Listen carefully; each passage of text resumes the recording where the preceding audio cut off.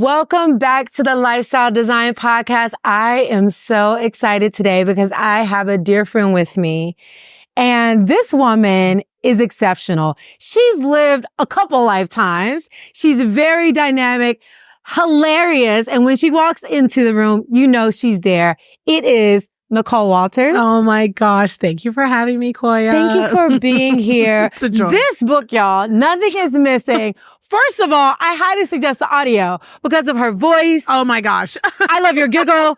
Like, it's just giving. Oh like, my goodness. It's just so much fun, but it's so good. Oh, thank you so much. I put my heart and soul into it. You can feel it. You really can feel it. And what I love is just your authentic sharing. Oh, thank you. Your storytelling is really impeccable. And where I want to start is because you have almost lived, like, I don't know how many lifetimes you would say, but you've lived a lot. Yeah, a lot has happened. I mean, honestly, it feels sometimes like I'm living a condensed and compressed life. Yeah. I mean, so much has happened in just 3 years and 5 years. And I think you've probably heard, we shed every cell in our body every 7 years, I think is the phrase. Yeah. And that really has proven true for me. So it's lent itself to a lot of life. That's incredible. And what is your meaning behind Nothing is Missing? So it's interesting because that was actually an editorial challenge that I had with my publisher because, you know, they were saying maybe we should go in a description that we felt maybe exemplifies the book a little bit more, is easier to understand, but Nothing is Missing. It resonates with where I am. And I found that it resonates with a lot of people. And it's because through the life that I detail in that book, I explain that I was always seeking what was missing. I was always looking to others to find out what could I be sold and what should I be doing? And, that is what life is around. Oh, you're too thin or you don't have enough this or you need more of that, only to find that nothing was missing. And if I started looking at life that way, how would that affect how I make my choices? Oh, I love that. Yeah. Because my limiting belief is I am not enough. Yes. Even though I've written a book, even though I've done this and that, more. Mm-hmm. But I love the nothing is missing. Mm-hmm. There's nothing else you can add outside of you. That's right. That's going to make you feel whole. Oh, yes. So good. I mean, you get it. I mean, it's that even with the desire to be more and to do more and to accomplish more, because there's nothing wrong with wanting to have that drive. Yeah. It's also recognizing that I'm doing these things, but they're not going to lend themselves to more validation or worth. And that's what it is to realize that nothing is actually missing with you. I love it. Yeah. And one of the things that I love too is that your life experience. Mm-hmm. So can you take us on just a little micro journey? Okay. Life 1, life 2, life 3, right? Yes. So a quick little micro journey. I grew up in DC, the child of African immigrants from Ghana. And, we didn't grow up with a lot. I slept on the couch until I was 12. They did the best they could. Then, because of that background, and as is common for many children of African parents, you will go to school, you will get a good job, you will get to office, you become lawyer, doctor, engineer, that was, that is what you hear, is what's expected. And, I went into corporate America, got the job, and it worked for me. I can honestly say I wasn't miserable. I did feel unfulfilled. And I think that that's where a lot of, especially Black women who are successful, where we align, right? Where it's like, look, we can do anything, make no mistake, but is it really where we should be? Right. And that was where I was. But, I was still going through the motions and, got married, did all of that. And then I ended up adopting 3 girls. 3 incredible, beautiful Black girls and 3 sisters, ages 3, 11, and 14. And after adopting them, I think like a lot of people become mothers. And I don't just mean mothers biologically. I mean mothers to where we're the super aunties or, where we're mentoring the younger girls who look back on us. Or even if you are a social media personality and you start speaking into lives, it really makes you look at your own and say, am I being an example for what I want them to become? And that reckoning happened for me. And I detail it in the book. And that amongst other things, my middle one got stage 4 cancer. My elder one went into rehab. My younger one, was 3, growing up with so many. And as I talk about it in the book, I was forced to say, look, am I going to do what I'm supposed to do or do what I'm meant to do? And it took me on a journey, but I'm really happy for where I landed. Yeah. And getting into that, I mean, you did talk a lot about like burnout. Yes. You know? Yes. And so can you take us like, when did that happen and how did you make your way through that? So the book actually starts out right in the beginning, at the end, right? Yeah. So it starts out with, putting behind me the building a multi-million-dollar business, having a marriage that is crashing and burning, having a corporate job that I quit and left behind me, and here I am with facial paralysis, a blood pressure that's through the roof. And the part that, now having come out of that strikes me the most about that season was I didn't understand what was happening to me. Right. I just literally was like, oh, I'm dying. Like I'm just falling apart and this is it. This is just what it is. Or I just need to live with high blood pressure, which is very common, especially as a Black woman and having to interact with medicine and, the way that systemic racism has affected medicine. I'm told, well, that's normal. Black people are predisposed to having high blood pressure, so I'm just like, oh, this is just who I am. It's part of my identity. Wellness is not mine. And I just have, this is just my life. So I just need to figure out a way to allow my mind to adjust to the fact that this is the body I have. And the big step I made was I moved to California. Right. And I moved to California not with the intention of getting divorced or anything. I was like, this is going to be sort of a rediscovery by stepping outside of it. And very quickly I realized, oh, the life I've designed and created for myself is not one that nurtures me having life. And that was when I said, okay, I have to make some changes because if I don't, I'm not going to be able to sustain, let alone actually live. Right. And that's what happened. Burnout was happening and I had to change everything. Yeah. And in that change of everything, like what was the hardest for you? Because the hardest was getting divorced, right? Like getting divorced, was something, and, I'm years past that moment, but getting divorced was a thing where I like being married. I like being a wife. I like being in relationships. I like, I love it. Like that's just part of who I am. I know that about myself. And I got married to stay married. Right. So it blew my mind to realize that there was something so fundamental about my identity for, over a decade that I now needed to let go of and surrender any and everything that came along with that. But the beauty in that difficulty was that now I could choose what I wanted in my next life. Right. And in that choice, some things I wanted to keep, some things I had to keep, but nonetheless, it was a life that I wanted for myself. And that was where I started really healing from the burnout because, I was slowing down. And one thing I always try to say to anyone who will listen, when you think you're starting to heal from burnout, when you start being like, man, I've never felt better, you are still a year out from actually getting better. Tell them. And when I tell you, I think that's part of the cycle, girl. It's like we start feeling better. We're like, good, we're ready to jump back in. I've never felt better before. You're only feeling better because you are finally addressing the issue, but you will actually feel really better a year after that. Yeah. And I just experienced that. Yes. I was like, I didn't know it was going to take a year, but it took a year. It took 2 years. It took 2 years. Because if not, I'm not kidding, your butt will get kicked. You will fall back down. You will be like, oh, I'm good. I'm feeling great. You start filling up that calendar. The problem is you only know how to operate the way you used to operate. So the first year is healing. Yeah. It's literally just like the rest, the laziness, the what can I do? Like, I mean, we call it soft life now, but it really is like a recovery rehab from excess, And then after that point, then it's a learning season at the same slow pace where you are very delicately taking on new tasks. And then you only should be measuring your response to those tasks. Not like, oh man, can I make $1 million? Can I launch a new product? No, like, what did it feel like to launch this product? Who cares what the outcome is? Right. Was I able to stay alive and make the $1 million?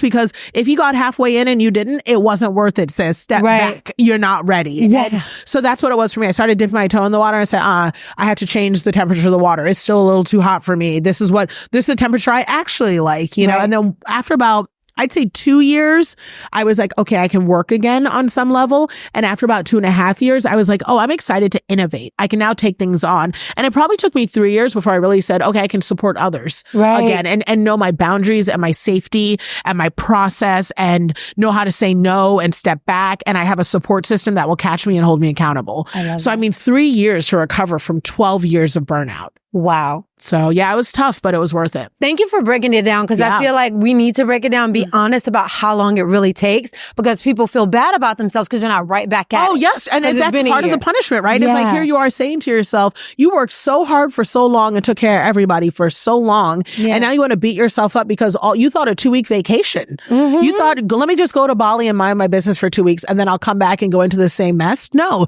the systems that you created that led to burnout must be changed before you will ever actually heal from burnout. But in order to change them, you must rest. And so it literally is a process, you know? So you take your 2-week vacation, then you come back to a husband who's ungrateful, kids with no boundaries, a job that you hate, zero self-care, food that doesn't serve your body. Of course, you're going to get burnt out again. And that vacation was literally just time off to get you back into the mess. Like that part. That ain't it. That ain't it. That ain't it, y'all. So I have 2 questions. The first one is because we have this question a lot, because a lot of people are going through transition in their relationships, specifically marriage. Sure. How did you know? How did I know? I know that's the question, right? Okay, and if it's too deep and sensitive. No, it's not. No, it's not. Like, I mean, I'm very transparent. So I would say, you know, the first thing I always say is, you know. Yeah. Like, you know. There is no question about knowing because you know. So I knew a year into it. I got married at 22. Wow. First of all, too young. At 22, you barely even know what your favorite color is. Yeah. You know what I mean? Like, and whatever you think it is going to change. Right. You know what I mean? Like, there are just so many iterations of life you will go through every 2 to 3 years, which, like, now that I have kids who are 21 and 24, and I look at them and I'm like, you are not ready for marriage, you know? So got married at 22. So I knew a year in, I was like, oh, we're having issues that I'm pretty sure I'm not going to want to have 10 years from now. And yet I was married 10 years later, you know? So I knew. The other part is I'm going to give you the opposite answer that lets you know, right? So I'm in love now, right? I have no question about my partner whatsoever as a grown woman at my big age of 39 that I am going to be with this person forever. It is not in my head. I don't question if I get sick, will they be there to take care of me? Wow. Is my body physically safe in any circumstance in this home? Yeah. If I have to take off a week, will my home still be in the condition, you know, that it needs to be in? Will bills get paid? Will my back be covered? You know, I don't have questions about that. If something is hard and I have to like leave my child, you know, like for whatever circumstance, is my child safe? You know, like, I mean, there are just questions you can ask yourself that, you know, life is going to come up. If you were to leave tomorrow and your husband was supposed to raise your family, raise your kids and do everything, are you comfortable in knowing that person can do it? That's deep. That's a mic drop right there. That's a real thing. Period. If you for a second aren't sure about that, you already know.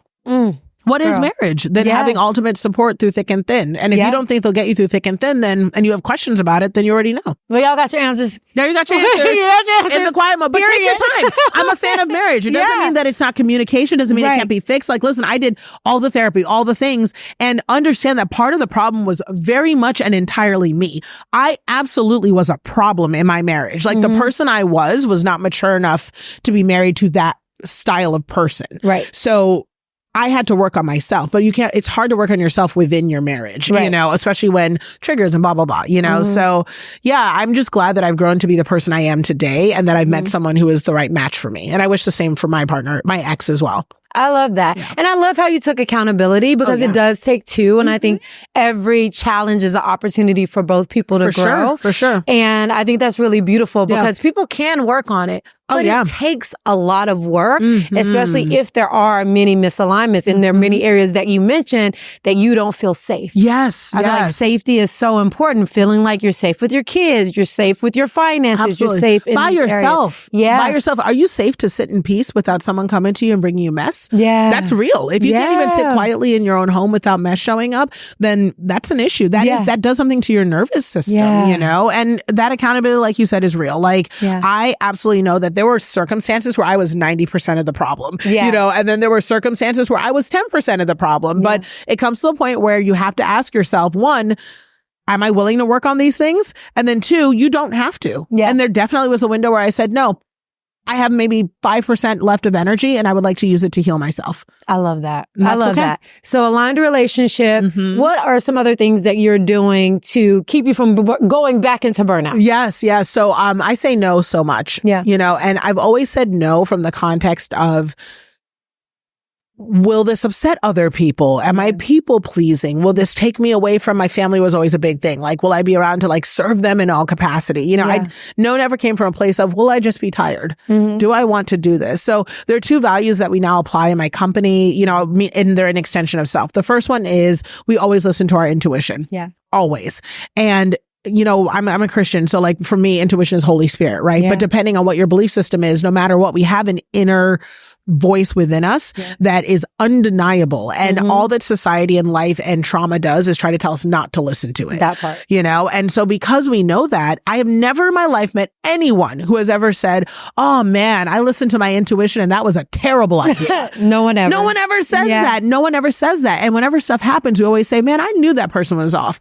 Or, you know, oh, I signed that contract and halfway in, I knew I should have ended it. So me and in my company, if it feels off now, we just don't do it. I would rather be without whatever the opportunity was and know that at least I am mentally at peace than have the opportunity. So that's the first thing. And then the second thing is we're not going to kill ourselves behind this work. That's the way we say it. Well, I mean, literally, we will be in a meeting like, this is starting to feel too hard. This is starting to feel like too heavy of a lift. We are not going to kill ourselves behind this work. We are good. And then that was it. And then we're just done. And it's so simple, you know, it's not a math equation. It's not a money equation. It's just a peace of mind equation. And it's changed everything for me. I love that. Just peace of mind. Peace of mind. That is so important. Just this weekend, I was just like talking to a co-facilitator and I was just like, let's soften together this weekend. Not soften. Let's soften together. I don't even know what that means and I'm here for it. You know what I mean? This is the problem with me is like, I don't even know like the wellness crunchy woo woo, you know, like I've never been that type. Not that I'm not into it. I just never held space for it. I was always just so like analytical, practical, driven, like if it don't make dollars, it don't make sense, you know, kind of that mindset, right? You know, but now I'm like, let's soften together. Okay. What does that mean? We just gonna touch grass, sis. All right. You know what I mean? Like, because I see that there's value in other people's existence, especially if you can see their light. There's got to be some reason, right? So I love that. The invitation to just be soft. I love that. Because we go hard, like you say. We go hard. But also, like you said, if you feel like you're going to burn out, can we soften? Can we soften? Can we soften and let the universe, let the Holy Spirit hold us and guide us because there's never a rush. And having people around you who invite you to do that. Yes. I mean, I created a space where I was like, it's about that. I mean, social media does that. You know, the way the algorithm is, if you're watching everything that says hustle, grind, go hard, you'll see more of it until eventually you are not seeing invitations to soften. So you have to seek out what you need. That's you gotta curate that feed. Curate that space. I learned that, I think, during Clubhouse. It's like, you gotta curate it. Listen, I left Clubhouse so fast. Clubhouse was the mess. I could not have people around me yelling and hollering all the time. I was like, no, this ain't me. This is not my ministry. I need to leave. I had to check out of that because that was a source of my burnout. 3 a.m. and the phone is stuck to the side of my face. I'm like, no. Whose room am I in? Yes. And the constant inundation of content. Like everybody's got some new trick, some new hack, something. I don't need to do anything. Okay. Like I just need to mind my business. It was a lot. It was a lot. But I've graduated from that season of my life and it was beautiful. And so now I know you're in a healthy relationship. I am happy. And I was excited to start talking about babies. Yes, babies. Oh my goodness. Got babies, but not more babies. Talk to me about this process. So I found a letter from 10th grade where I wrote in it, the prompt of the English class, you know how in English I have to be like, oh, journal entry, start the morning. The prompt that I had from Duncan Kriebel, rest in peace, you know, I'm in English class, was what makes me me.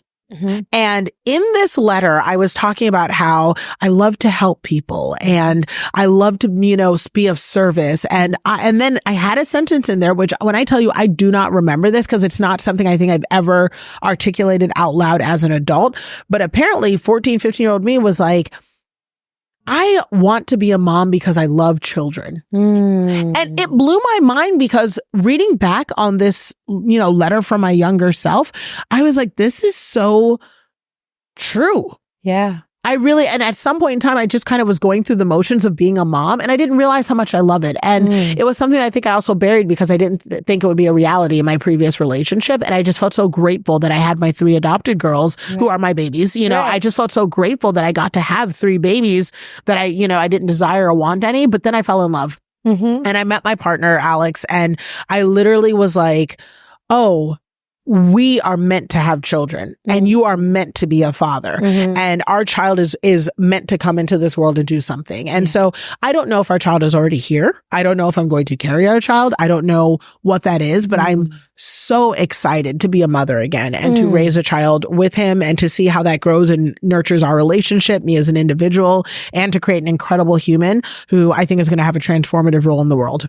That is incredible. Yeah, I'm so First blessed. of all, I just want to give you a shout out for what you said because it's really profound. But what's profound is that what you mentioned was something me and my partner also talked about in the beginning, the fact that, and it gives you such a relaxed way to go about the fertility journey and Planned Parenthood, which is, we said, whether it's through someone that is already here or us, we're just open to it. And when I tell you, that is so comforting. It's so comforting. Yeah. It's like, and also recognizing that, and I think maybe part of it is because I'm an adoptive mother, you know, and, you know, for anyone who's read the book or reads the book, you know, it's not a spoiler alert, but, you know, I didn't get my kids from foster care. I didn't go through an adoption process. I met their mother on the side of the street. And a lot of things happened in her life that led themselves to me at 28, bringing these girls into my home, thinking I'm, you know, mentor and then becoming mama, you know, and the truth is I've learned families are made a lot of different ways. And that was affirmed to me when we were sitting in the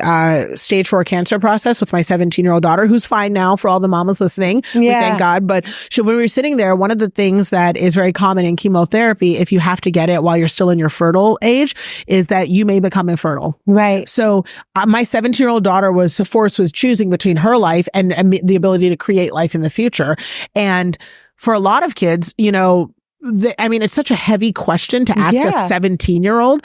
And she literally looked at them and said, families are made lots of ways. Let's start chemo. Like, I mean, they asked her, do you want to harvest eggs? Do you want to go through this? You know, but you are stage 4 girl. So do you want to wait? I mean, what type of like heavy question? Wow. And as her mom, you know, the best I could do was stand in there with her and say, look, no matter what, like, we'll figure it out. And she was like, no, families are made lots of ways. Like, if I'm meant to be a mom, I'll be a mom. And it was a reflection of the home that we have and a reflection of a belief that I've carried going forward. That was so magical.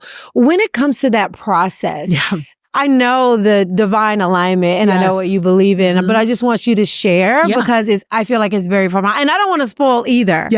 So I just feel like it was just such divine alignment. Oh, yes, it was beyond. I mean, we were driving down the street in Baltimore and I never in a million years would have guessed that we'd pull over and see a woman who was just, you know, begging for money, but it was a little too late. You know, it was like 10 o'clock and I was like, oh, and she had a little one with her who was, you know, just a little older than 2. And I remember thinking to myself, you know, something about this is unusual. They're obviously struggling, but let's see how we can help. And we offered them food and then, you know, we gave them a ride back home. And I met her other 2 girls while I was there and I was like, well, I can mentor, you know, like, let's see what they need in school and let's bring them groceries and, you know, cause it's just neighbors helping neighbors. And I think a lot of people, when they hear that story, they're kind of like, wow, Nicole, like you really stepped up. But I appreciate and receive that, you know, kindness, but I also acknowledge that I come from a culture, you know, as an African and as a Black woman where we naturally do this. This is literally how we are. You know, it is a village. Every single Black family has a play cousin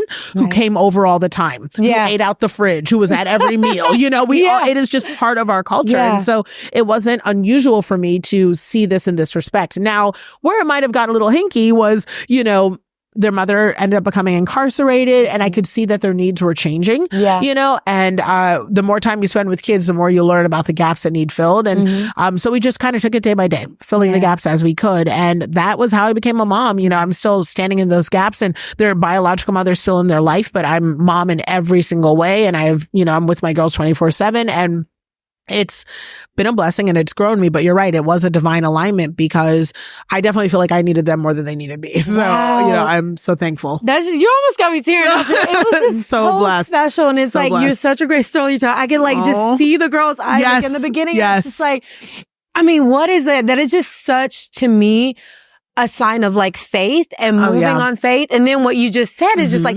they were as much a blessing to you as you were to them. And I believe that that's the way the world works. That is the way the world works. Move out of the way and just trust that connection to the divine and trust the next step. We don't have to know the whole thing. I'm sure you didn't know. No, you didn't next know. right thing, right? Yeah. Next right thing. And also, again, like when I say, people say, oh my gosh, you're such a blessing to those girls and you saved their life and all that. Yeah. Literally, as much as I have provided for them and loved on them, these are matter of fact bullet points that any mama is capable of, right? I did not do anything for them that was quote unquote special, right? But catch what they do for me. I get to walk around every single day with a living, breathing example in my home of what God can do. Can you, you can't pay for that. My daughter, who is 12, should not be here. Categorically, considering where she was, there's so much that, people don't know about her background, but considering her circumstances, she should not be here. And when I tell you, I will have days where I'll come in and I'll say, I don't know what you're doing, God, but I am overwhelmed. The math is not mathing. People are trying me. Yeah. I am on the 405. And if you live in LA, you know what that means. Lord. I am stressed, right? And then this little girl's bright face will look at me and be like, hi, Mom, and look at me. And it is a living, breathing example of, God can literally pluck you out of wherever you are and that he thinks does not serve you and put you where you're supposed to be. Yeah. And you have nothing to do with it, know, and it can happen that he can change your life suddenly. And when I have that type of faith, it just makes it easy to keep going because you're like, oh, of course, like it can be hard today and different tomorrow.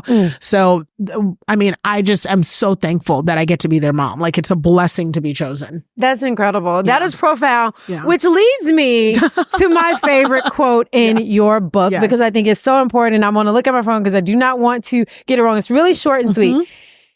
Clear is not the same as easy. Yes. And that's what this story, because I know it's not easy. It's not easy. Listen, so this is probably, it's funny because you're the first one to ever really call that one out in all of the book tour interviews, right? Yeah. So this for me is probably one of my favorite quotes from the book just because it's true. Yeah. When I tell you as a business consultant, as a mom, as a girlfriend, people all the time are like, I'm seeking clarity. Yeah. If I just can get the clarity, I'll know what to do. I'll be able to move. I can move on. And the truth is clarity does not mean the path will suddenly become easy. Yeah. I have clarity on my mission and my purpose, at least in this season. And every day I argue with God about how hard it is. You know what I mean? Think about this. For those of you who've gone through, relationship changes or divorce, you were clear that you could not be in that relationship, but the path thereafter was not easy.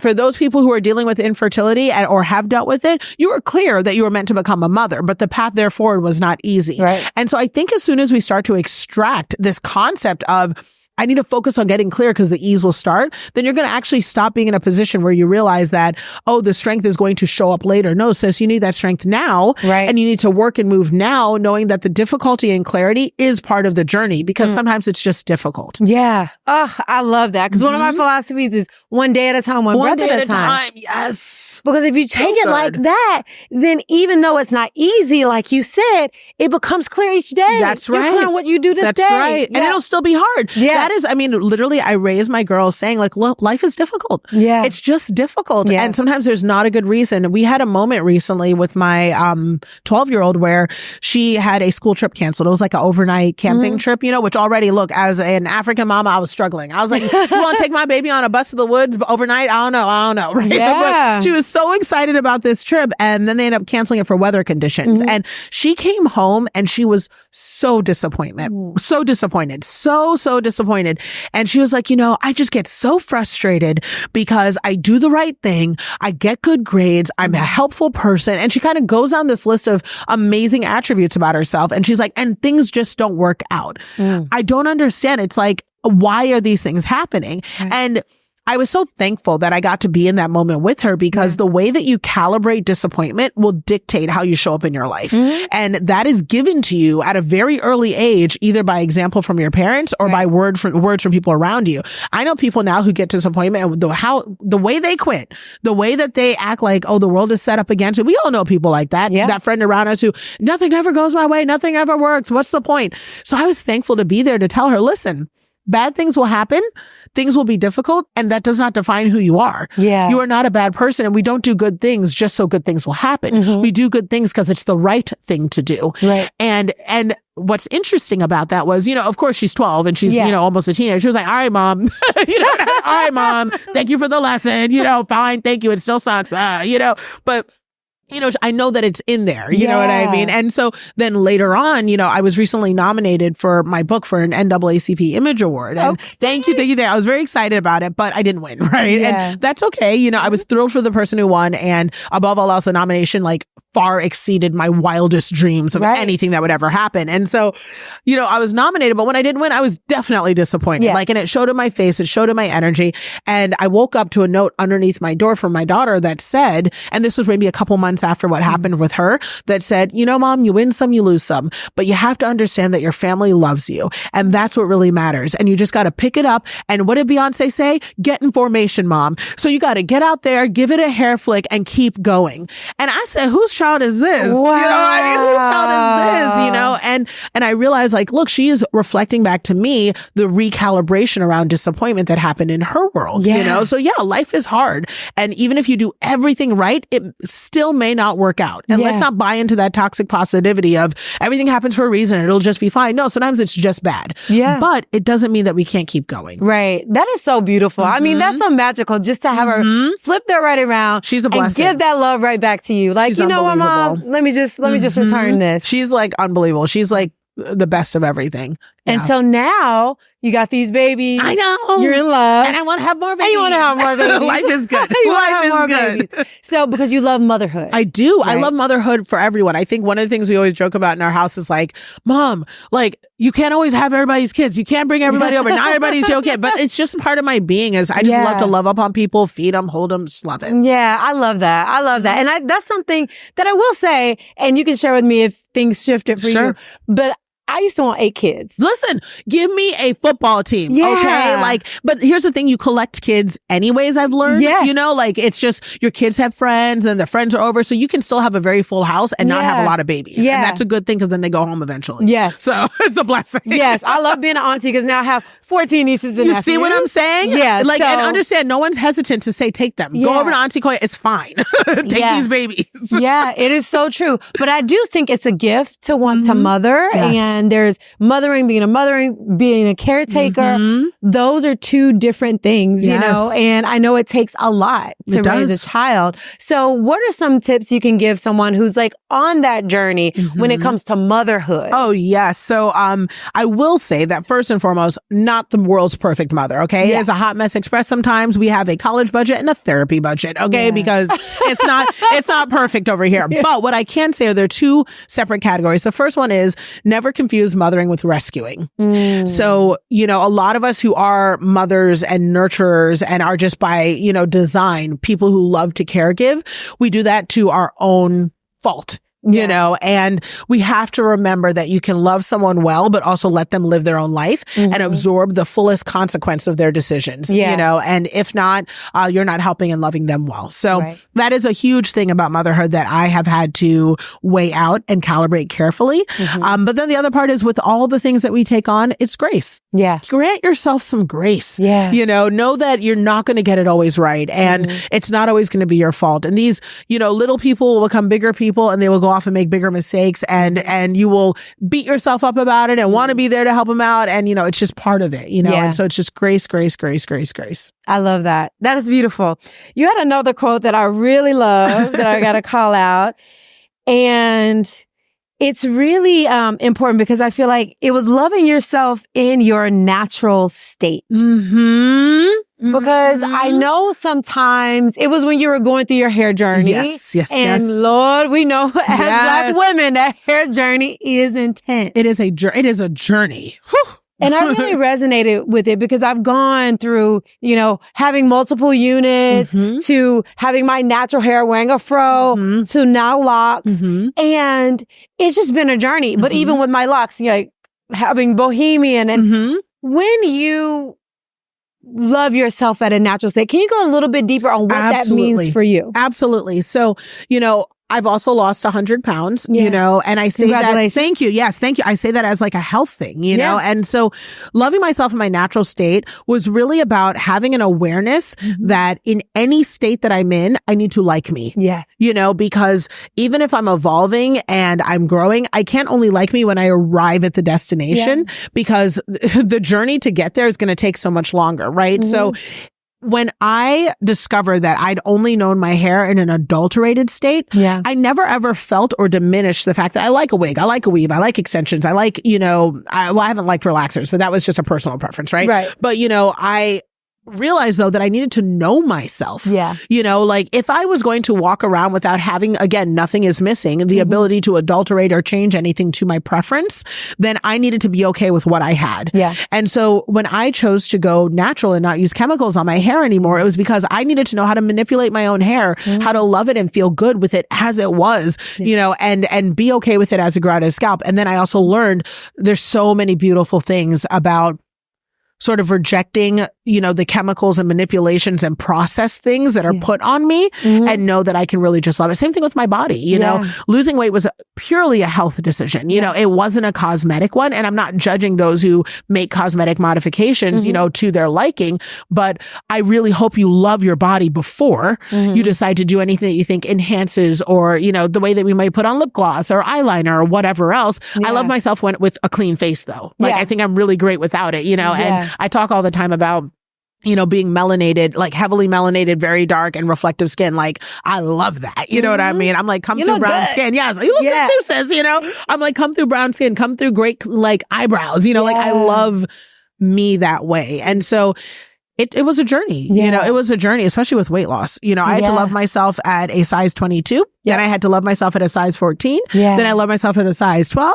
And then fortunately, I've been blessed to love myself at a size 8. And my 8 kind of plays around and likes to come back to a 12 periodically based on my proximity to chicken. But all that said, I love all versions of myself. So it's not dictated by how I look or others' perception of that. I think that's so important. Loving yourself in all the different states or iterations. And that's what I had to realize too. It's like, I, like you, I love having, my long goddess locks or wear my hair in the natural state.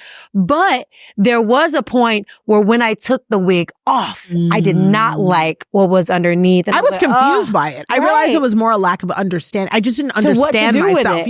I didn't know myself or I disliked the challenge of it. And so again, life is difficult, right? It was just a recalibration. Nothing is missing. Nothing is wrong with you. It's just you don't understand what's in front of you. Exactly. Gather understanding, gather data, use your tools, but ultimately you've got to love what's there. There's a version of it that is absolutely perfect and excellent without anybody changing it. And you just need to, the exploration is that. It's not, being told what you need to put on over it or cover it or gather someone else's look, in order to make it work. You're making the decision. Exactly. Like when I go in to get my Botox, because I like Botox. When I go, and which is not for everybody, 100%, but when I go in to get my Botox, I don't go in and say, make me look like Kim Kardashian. Right. I say, please make me not look like what I've been through. You know what I mean? Like, please, can we remove this divorce from my face? You know what I mean? Just for right now, and that's just a choice. But also there may be a season in 2 years where I'm like, no, like skincare, let me have my wrinkles. Let me reflect the age on my face. I'm not trying to erase age. It's just in this season, that's how I feel. It makes me feel good. And so it's that awareness that if those things were removed, you still love yourself in its purest, God created, everything reflected form, and that's important. And I like what you said. You're making the decisions because you want to do it, not because your boss or your job or your partner needs to do that, you to do that for you to love them. You're making these decisions for yourself. And I'm not beholden to them, which is the most freeing part, So I'm really big on education, right? Like I know, especially for you, clean, wellness, vegan, like all natural. It's good for your body. It's good for your health and your mind. It's important to understand that at that state, we are all at our best, right?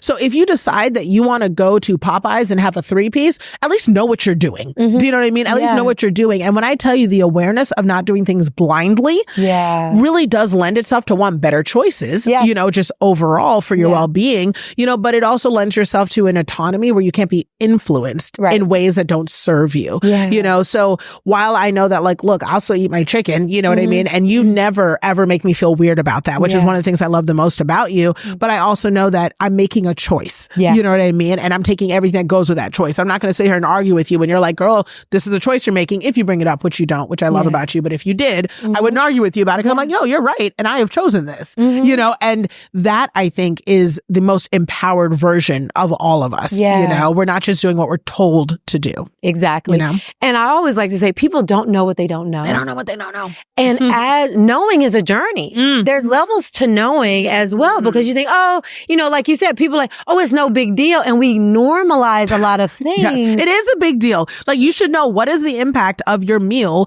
to the world, to global warming, to the environment, to at least know what your choice is doing, because also when you know better, you do better. Period. What is the impact of your meal? What is your impact of your thoughts? That's what right. What is the impact of your choices? Yes. And I feel like that awareness, which is why I love us having this conversation, because even you and your storytelling, you're just raising awareness. That's all it is. So people can look at different things from different perspectives. And that's why I think you're so brilliant at it.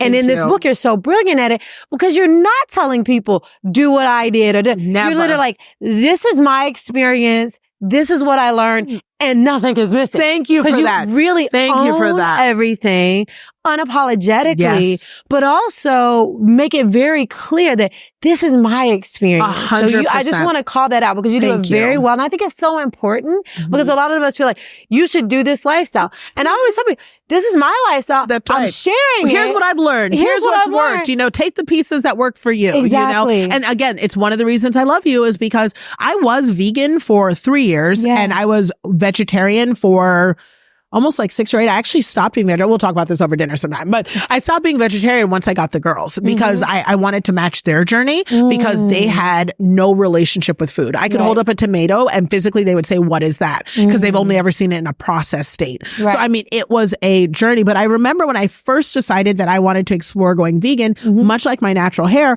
I realized I don't really know what goes into my food. And that was because culturally I'd grown up as a, you know, Ghanaian in America. So anytime food shows up, it's in a soup or a stew. It doesn't look like necessarily a piece of corn, a bunch of tomatoes, like, or like even like a salad, you know? So I realized I actually only ate a few different types of vegetables. So I was like, have I ever had zucchini? Do I even know how to cook an artichoke? Do I even, and I just found myself realizing as I started exploring these thoughts that when I would go into a restaurant, I would shy away from certain foods just because of a lack of familiarity, not a dislike, because I didn't even know what they were. So my journey into being vegan and vegetarian for so many years had everything to do with, I just want to learn what I don't know and have my own thoughts around the item. If I don't like artichokes, it's because I tried them. I did not like them. I prepared them well and they still weren't for me versus I just don't know what this is. And it's different. And this transcends to everything from thoughts around, you know, going out on a yoga excursion or, you know, embracing other elements of wellness or even making money that you deserve to make. You know, you hear other people do it and you instantly say to yourself, well, that's not for me. Why isn't it? Or is it just unfamiliar to you? You know, and I've really learned, especially, you know, getting older, that you have to listen to other people. You need to embrace different ways of thinking because you never know the one thing that might unlock your health and wellness for the rest of your life. You know, that's so true. And another thing I want to call it is you are one of the most confident people I know. Oh my gosh. No, you know what? The funny part is I am not. Homegirl wears Spanx and prays. Okay. I am literally trying to keep it together. And when I say confident, I mean, we all have insecurities. Sure. But when you show up, you show up in your fullness. Oh, thank you. You show up fully expressed. And I just want to call that out because it's very important, especially to people listening. So I just want you to share, where have you always been this confident? Were you born like this or did you work on it? You move like you were born like this. I appreciate that. So what I will say is I do have a lot of confidence in the areas that I know what I'm talking about. You know, so when it comes to things related to business consulting, I'll go toe to toe. I know what I'm talking about. When it comes to parenting, I still recognize that my thoughts may be different from someone else. Like, you know, some of the ways I parent, people might say, you're a helicopter parent. You're all over your kids. And I might say, okay, you know what I mean? Like, I'm all right with that. Like, this is not something we're going toe to toe on because I'm doing what I'm doing, you know? So I think that probably comes from I don't want to say an inflexibility or rigidity, but I do have strong values, you know, and I do like data. So I know what has worked and I can at least support my thoughts, but it doesn't mean that I'm inflexible about growing and modifying and absorbing new knowledge. I just like to make sure that it's rooted in something actionable. And something that I know, and I love to try. You know, so I'm still open to trying new systems and things like that. But, you know, I've lived a good life and I'm grateful. And at the end of the day, I want to be able to lay my head down and know that I showed up in a way that I'm proud of. You know, and that I guess lends itself to a confidence, because otherwise you'll just be adapted into whatever room you go into. That part. That's not so good for true. us. No, you know? that is not. You got to hold on. Because that was me. Right. I was like, okay, who do I need to be in this room? Who do I need to be? Well, I mean, like even not to flip the mic on you, but as a vegan, you know, if you go into a room and they're like, oh, this is a barbecue, you know, you could easily be like, and let's say it's a bunch of people you really admire, you know, like you're at a barbecue with every single major famous person in the world that has all the things. You're not going to sit here and be like, well, I don't want to be awkward. Let me just eat this chicken. You know what I mean? Like you have to say to yourself, do you have the confidence in that moment to still be you? Based on what would you do if you're in that room? I love that you said that. Definitely either not eat nothing if nothing was available. One thing you said that stood out is values. I think value and knowing your values brings confidence. It's like, I know my values. I know why. And it's not just for physical reasons. It's for world reasons. The reason I'm vegan, because I feel like it's more sustainable for the world, for the planet, for many different reasons. And that's why I stick to it. I know if I ate a little chicken here, a little cheese here, that I would still be healthy. And I would still look good. So it's for those deeper reasons of massive impact on the world and the well-being of sentient beings that I care about, that I'm passionate about. In addition to, you know, I want to be looking 20 for the rest of my life. That's right. Listen, it's the truth though. Listen, you can ask Angela Bassett, all of them. They'll be like, listen, we eat sprouted grain every single day with nut butter. Okay. Plants are powerful. Plants are powerful, y'all. Right. It is fuel. And so I really agree with you.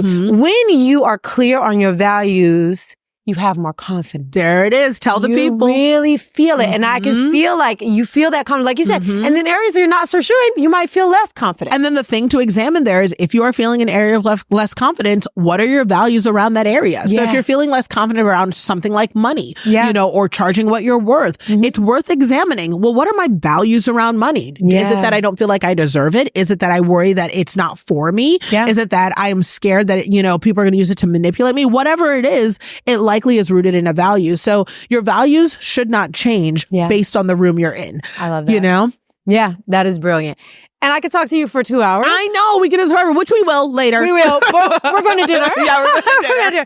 And the last two questions. One, 5 years from now. Yes. Best case scenario. What does your life look like? Oh, gosh. 5 years from now, I'm hoping that I am a stay-at-home mom. Because my littlest one right now, who's 12, will be going to college or in college or in that sort of chapter of her life. Finished with traditional school. She might be an entrepreneur. I don't know what she's doing, but she'll be on. I will have a kid who's going into kindergarten for sure, at least one. And I would have been married at that point for about half the time of my first marriage. So that means that I'll be so excited about that. So I just really hope that I am fully and completely absorbing what my kids are doing, really self-aware and being in that moment. And I'd love to be doing a lot of philanthropic work, like just really putting my time where I want to put it and serving at capacity. You know, that would be just the dreamiest. So I can't wait to listen to this in 5 years and be like, guess what? Oh, yes. That's why I like answering these questions. I'm going to come on your TV show in 5 years and we will sit back. Yes, we will sit back and we'll talk. Do you remember? Play the clip. Roll the clip, y'all. Roll the clip. I love this. Thank you for manifesting. I love that. And then last question. We know a lot's going on in the world. So 5 years from now, what is the best case scenario in your mind? What is the state of the world? Oh gosh, 5 years from now, I hope that we've all accepted that global warming is real. That we've made legislative and real world actionable changes to modify and leave a world that at least, you know, my now 5-6-year-old baby is open to, and able to know that she's going to enjoy for all time to come. I really hope that we have learned to look at each other with more compassion and grace and recognize that we are acting from the state and total understanding around our own experiences, you know, so that we can be kinder as we evolve. And I just hope that we are better about sharing. everything. Yeah. You know, resources, money, kindness, knowledge, food, everything. Because if we can learn to give more, then we're all going to get more. Yeah. And if we were sharing, we wouldn't be fighting. Period. Mic drop. Taking people out. Taking people out. Thank you so much. This was a joy. Incredible conversation. I just appreciate you. I know people have learned a lot and experienced a lot. You've inspired so many people. If you don't have it already, nothing is missing. Again, highly suggest the audio. It is so good. And we just appreciate the light you are to the world. Thank you. And the mother you are to the world. Oh, thank you. That's such a blessing. So oh, my nurturing. word. Yeah. Thank you so much. And thank you all for tuning in. I really appreciate your comments, your shares. If you love this episode, let us know on social media and also rate the podcast. And if you have some constructive feedback, email me, Koya at koyaweb.com. Until next time, love yourself, love others, and love the world one day at a time, one breath at a time.